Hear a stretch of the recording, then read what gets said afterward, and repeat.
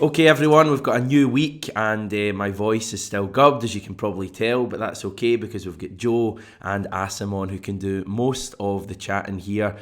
Celtic going into the World Cup, 9 points clear, everyone. 14 wins and one defeat from 15 matches. Joe, when you put it like that, it's pretty good form. Oh, it's fantastic. With a gap like that, 9 points going into this sort of World Cup break is remarkable, really, and it's a credit to the team. Obviously, the result went our way on the weekend, which is that momentum which we need to build in. But I think looking back, I think this break is probably come at the right time. You can see certain players getting a bit fatigued, and I think they just need to recharge the batteries. The performances haven't been as great as what we expect, but at this stage of the league, you just want to get the results and get the points on the board. Yeah, you had the big prediction again on Saturday. Didn't quite happen at this stage, Joe. But we're getting closer. I think you got the Well, right outcome. absolutely shocking. My predictions have been since I've been on this podcast. I'm completely miles off it. I said 3-4-0, and then when I saw we were behind, and then it's got a 2-1, and I just thought, yeah, I knew I was going to get a bit of stick coming on today, but it's important just to get the win. The other two don't even give us predictions, Asim, Jackie and Scott, so at least Joe's putting his neck on the line. When we did go behind, Joe, the feeling in the stadium, and Asim will probably agree with this, I think we spoke about it on Saturday, no real frustration in the stadium. It almost seemed to just spur the stadium into life, and it seemed to spur the team into life as well. They just have such a belief that even when they go behind, that they're going to come back. You must have played in teams like that as well.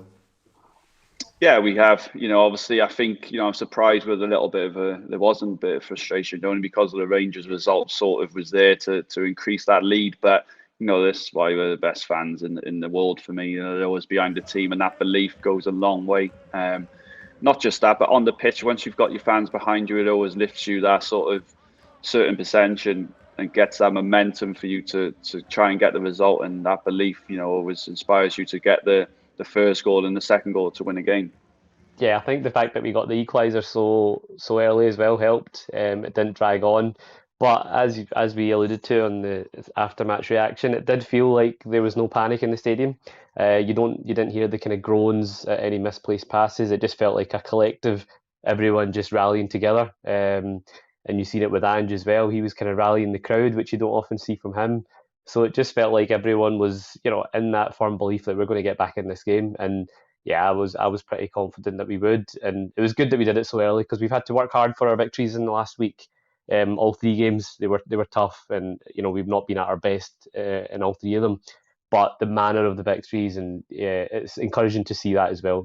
We can turn on the style when we want, but we can also grind out and come back to win late as well. So it's just a perfect way to go into the break. Just for anyone who missed it, what was Ange doing? Because I haven't actually seen it, but I've seen people alluding to it. I think it was after the second goal. He just kind of did the kind of rallying to the crowd of lifting his arms and just you don't often see that from him, so it was nice to see. I think it was at the second goal, and it was just because the atmosphere was so good in the stadium at that point after the second goal, and you could tell he felt that as well. And even at the end, I think you seen Yeah. it. He was smiling as well, wasn't he? He was. It just felt like it was. He was very happy with the day's work. Like Joe, footballers always tell us, we just look at the next game, we don't really look at the league table. But you're 9 points clear, Ange and the players, they must be walking off thinking, it's not in the bag, nowhere near to be in the bag, but it's in our hands, and it's kind of ours to lose. It is in our hands. With a lead like that, 9 points, you will be thinking we are very close to lifting this trophy again and winning the league, which is all fans want. And with the squad that we said the other day, I just can't see us slipping up. Obviously, we got to do the job against them, a few more times, but. 9 points is massive, at this stage of this league, and it could easily increase. But also you can't put your foot off the gas because they will pick up points, and once you get those draws, and you see the lead will start closing. But for me, it's a fantastic position to be in, and I think this break is going to benefit as well. With certain injuries getting closer to coming back to match fitness, and I think just to recharge the batteries, which is because it is not physically but mentally draining as well at times. Football, the expectation and the pressure on you. So I'm sure they have a week off and recover, but it's important to get back to basics when they come back and put in the performances that they have done. Yeah. Couple of messages from players after the game. David Turnbull, will we get better after the World Cup break? I think so. Hopefully we will have most of the boys back from injury after it. The break will do us good, and then we want to come back firing on all cylinders. And the one you alluded to, Asim, on Saturday, Matt O'Reilly to Celtic TV after the game. We have had some strange decisions go against us at the moment, but they still can't stop us. So that is all right, which I think a lot of Celtic fans would be a big fan of that message. Joe, I mean, in the Celtic teams you played in, did you ever have kind of, well, you had decisions go against you, let's be honest, but was that ever spoken about in the dressing room? I can imagine Neil Lennon having a bit of a kind of siege mentality, everyone's out to get his message. Yeah, it is. You always feel like everyone is out to get you, not just the referees, but the opponents as well. And I remember my time at Celtic when I played against Hearts, and I think it was on Black, done a brilliant tackle, got a red card for it. It was never the sending off, and actually the ref came in before when we have to do like a beginning of the season referee conference, and he apologised and he knew he got it wrong. But you know, it is a difficult job at times because you got to react on the spot and make those decisions. And don't get me wrong, it is making life a little bit easier for referees with VAR, but you know, I was never a fan of referees in the first place. I always used to get frustrated by them and used to be on them all the time. But looking back now, they have got a big responsibility, and sometimes it's a lot of pressure. But for me, I think the SFA needs to have a little meeting with the referees and show them, and you know, you can only learn from mistakes, and they got to look into that a little bit more for me. Yeah, I think they've got a wee chance to maybe do that, especially with the VAR stuff. Right, first comment in from Saturday's stream. Aero250 saying, so proud of this team's attitude when things don't go well. Nothing is won in November and Ange won't suffer complacency. However, that for me is one hand on the title with a major psychological advantage. If we just look at the league table, guys, because it's not going to change now for over a month, we are 9 points clear. I can't remember the last time we had a lead as healthy as that, Asim. I've also been looking at the supercomputer, the fabled supercomputer, statistical legends over at 538, and they have us in with an 88% chance of winning the league. Now, obviously, doesn't actually guarantee us anything, but it does show that we're in a good position. I'll ask you the same question as I asked John last week, Asim. What stops Celtic from winning the league?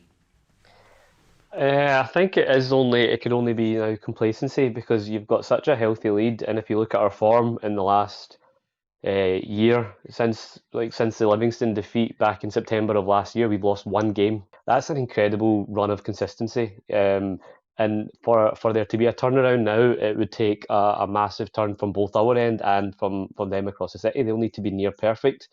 I know we came back from, I think it was 6 last year, wasn't it, at the turn of the year? But it was such a difference, in terms of where both clubs were at that point. We had the game at Celtic Park against them pretty straight after the break. I think it was the second or third game. At this stage, it feels like the lead would only increase. Now, obviously, as fan, the thing is, we can talk about, you know, one hand on the trophy and things like that. You can bet your bottom dollar that Ange will not be having that kind of chat, and there will not be anything like that within the players. He'll make sure of it.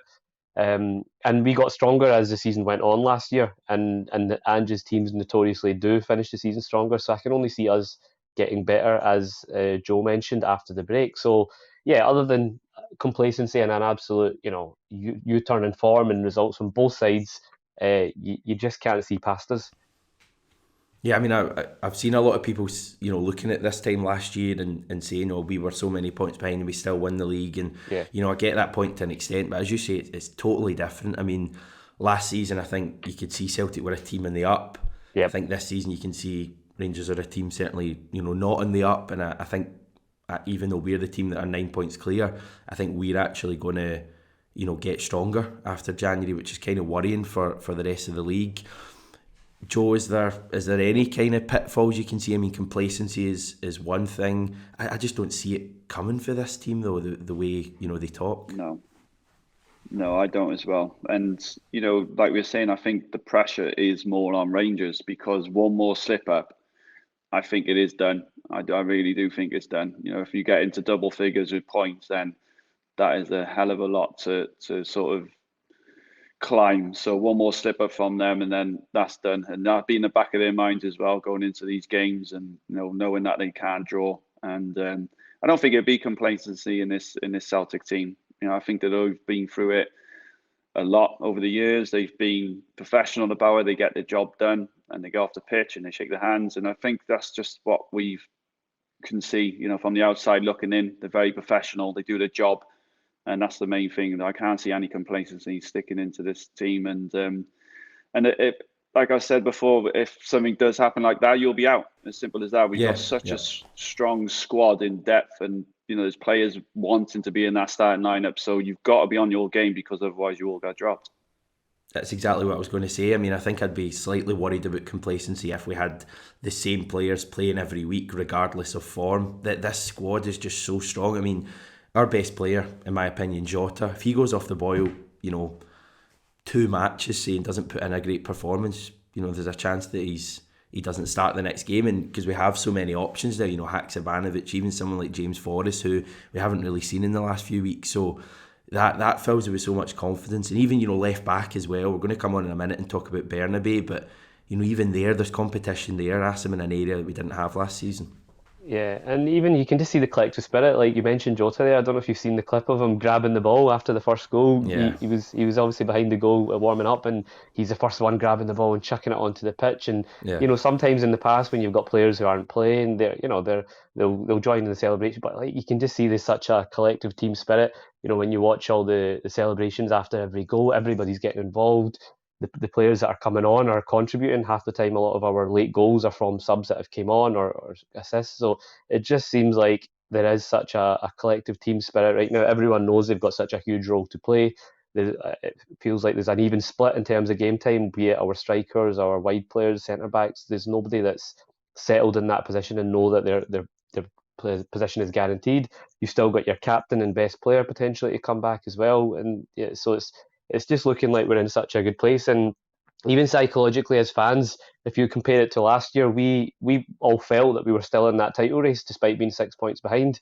And you felt there was this kind of collective spirit again going into the new year. Whereas if you look at it right now, it's almost conceded from a lot of their fans that they're just waiting for their manager to go potentially. And obviously we can only concentrate on what we do.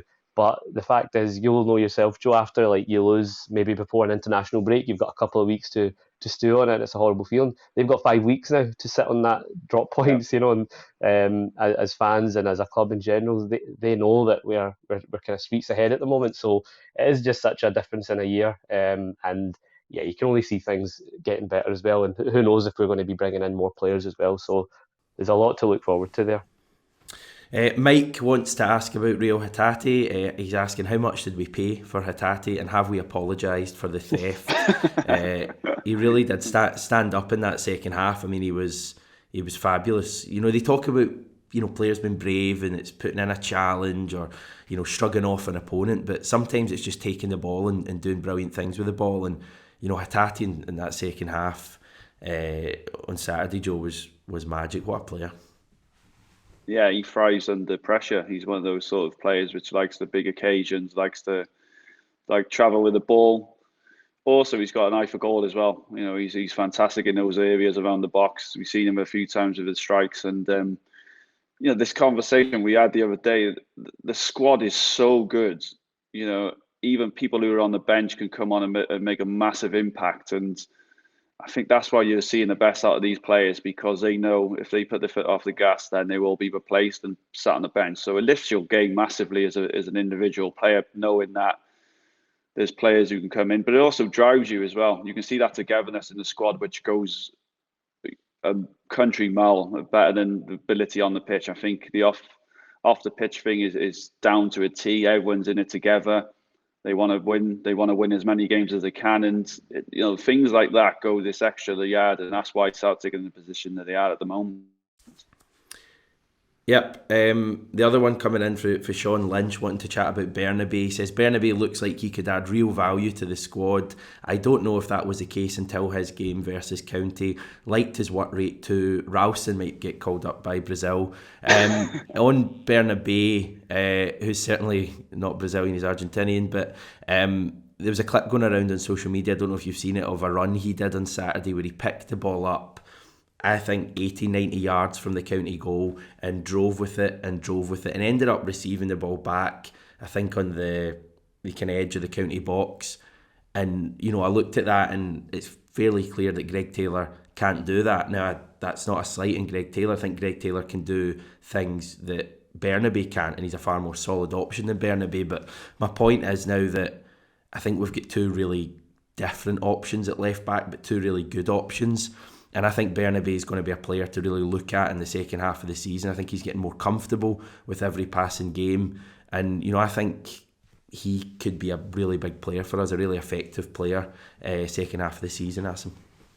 Yeah, I remember the run you're talking about, and I think we spoke about it as well, that he's a very good traveller over the ball, so he can eat up space. He's quite skillful, and yeah, he's got a completely different skill set to Greg Taylor, who we've all said has been one of our best players this season. So I think with all our fullbacks, and even if you just look across the squad, what we've got is competition, but it's not like for like. So with Ralston and Juranovic, both very different players and both again offer different skill sets.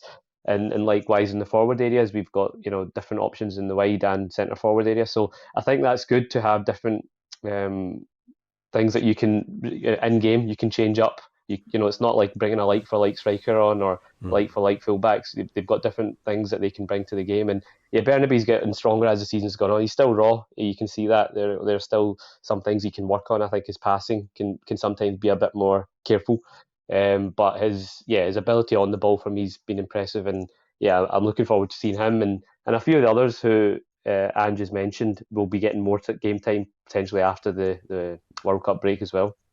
Yeah, because we've got Abelgard, Yeah, who I think we're all expecting to play a bigger part. Even Haksabanovic, I think, who obviously scores another goal at the weekend, but he's another player that Ange's kind of spoken about. We're going to see the best of him after the World Cup effectively when he gets some more training in his legs. But I mean, Haksabanovic, Joe, has looked great as well, and that finish on Saturday, almost, we were saying actually, I don't know if you played in this game, almost similar to Gary Hooper at Ibrox, that kind of, what would you even describe it as, a kind of curled finish along the ground. Curled in, Yeah, it yeah, was a belter. finessed.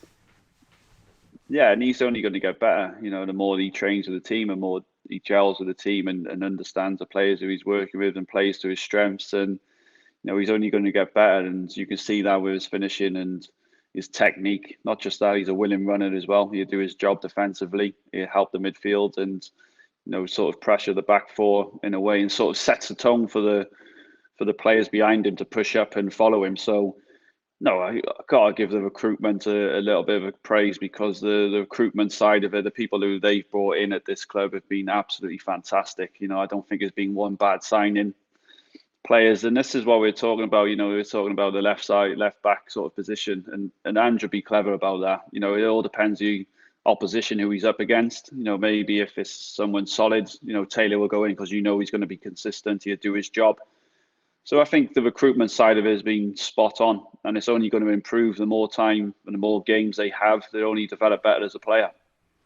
Because I think you see that Bernabe's kind of tended to play the home games a bit more. I know he played at Tynecastle, I think, but struggled a bit there. So that's clearly something that Ange sees, and Ralston's kind of tended to play at Celtic Park as well. You always want to have that sort of starting 11, sort of done and dusted, but it's working. So you can't really criticise anything at the moment. And he's very clever, Ange, with the way he sets up with the opposition. He always takes the opposition on board and what their strengths and weaknesses are. So, it's always nice to have that solid starting 11, which everyone sort of plays. But, for me, the intensity of football now and the recoveries and sort of the way football is, you don't get much rest. So I can see why the rotation of the squad and why he's doing it and trying to keep everyone, because you need to be peak on your game. You've got to be going into that game feeling fresh, feeling 100%. So, for me, Angie's been spot on, and I'm sure he'll continue that to the end of the season now.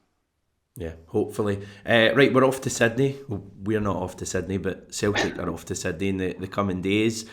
Sydney FC were facing at the Allianz Stadium on Thursday morning, 8:45 a.m. Scottish time. We then face Everton at the Accor Stadium on Sunday morning at 3:45 a.m. So an early start there, Asim, if you're getting up for that. Are you looking forward to this one? Both games are live on Celtic TV, by the way. Yeah, unlike Joe, we've not got a World Cup to look forward to in terms of any Scotland participation. So yeah, we've got to get our fix. No, it'll be nice to, and I think we alluded to it as well on Saturday, Hamish. It seems like Ange is taking this pretty seriously. Yeah. I don't think it's going to be, a fringe lineup.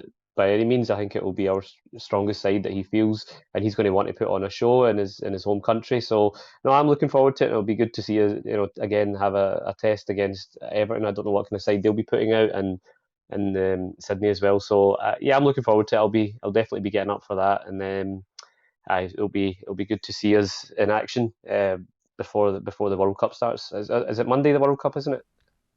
Next Monday, yeah. Next Monday, yeah. So in fact, I think it's Sunday, isn't it? But Sunday, it's Qatar and Ecuador. So you could argue it does start on Monday if you're honest. But, Wales start on Monday. That's the main one. That's the big one. In terms of the Sydney Super Cup, I mean, it should be decent games, Joe, because it's not pre-season. The teams are all in the middle of their season. Yeah, I think it's a good idea. I think one, it ticks over the fitness of the players. It keeps them occupied. It keeps them competitive. There's nothing going away and training. You haven't got a game. There's nothing worse knowing that you're just running. So a competitive game is key. But not just that. I think people who have been on the fringes of the squad, it's an opportunity for them to get their fitness levels up. And I know I've been to Australia. That time of year is going to be warm, so they get some warm weather training in them, and the fitness levels will have to be peak, and I'm sure they will be. So, it's a great idea. I think everyone would want to be kept in football. I think they'd have a little break. Don't get me wrong, for a week or so, but it's just a competition where you want to be playing in, and playing the likes of Everton, the Premier League. You can test yourselves as well. Yeah, you played a short part of your career in Australia. Did you ever kind of hear Ange's name mentioned much? Yeah, I did, especially when he obviously got the job at Celtic, how much of a success he was in Australian soccer or football, or what they call it. Careful. And he was massive over here. And, people sort of at first back home, I think, especially in Britain, were raised a little bit of eyebrows about him being appointed. But, he's been absolutely fantastic. And I don't think anyone's got any complaints about him. And I met him when he first got the job. I was doing the covering the pre-season actually down in Bristol. I had the opportunity to sort of interview him and speak to him, and he's such a down-to-earth, lovely human being. And asked about my time in Australia and what he's achieved. It was fantastic, and you could see he was just a generally nice guy. Not just that, you could see he wanted to get the best out of players, and his determination to succeed, obviously overseas for him, and it's a new challenge. And he's been brilliant, and I think no one can argue with that as well, because it was eyebrows raised at the time when he first came in, and people didn't really know about his background and the way he succeeded over in Australia. But he's been brilliant manager, and the fans have really warmed to him. So did you tell him you'd played in Australia, or did he know that? No, he knew. I think that just sums the guy up himself, with his knowledge of the game and his background and the way he looks at football and studies football. You can see he's mad in studying, and he asked me about my time, and I loved it in Australia. It's a fantastic place to live, and not just that, the quality of football is really good, and you can see the way this Celtic are playing a similar way that it plays in Australia. It's always on the floor, always trying to get that extra space in midfield. So yeah, didn't surprise me at all the way he succeeded at Celtic. Yeah. Joe, enjoy the World Cup. I know you're heading out, I think, in the coming days. You're going out for a couple of weeks as a fan Friday as well. So, I think we're all supporting Wales, and hopefully it goes well for you. Thank you very much. I hope you predict an England victory against Wales, given how your score predictions have been going. I'm not doing any more. No more predictions for me. I give up on them. Well, I'm going to keep going. I will keep going. Continue it. So it's a bit of fun, isn't it? Yeah. It is. Right, enjoy yourself, Joe. Wee final note on the World Cup. Jackson Irvine rocking up to the Socceroos camp in this classic Celtic top, an absolute belter. Thanks very much, guys. We'll speak to you all tomorrow.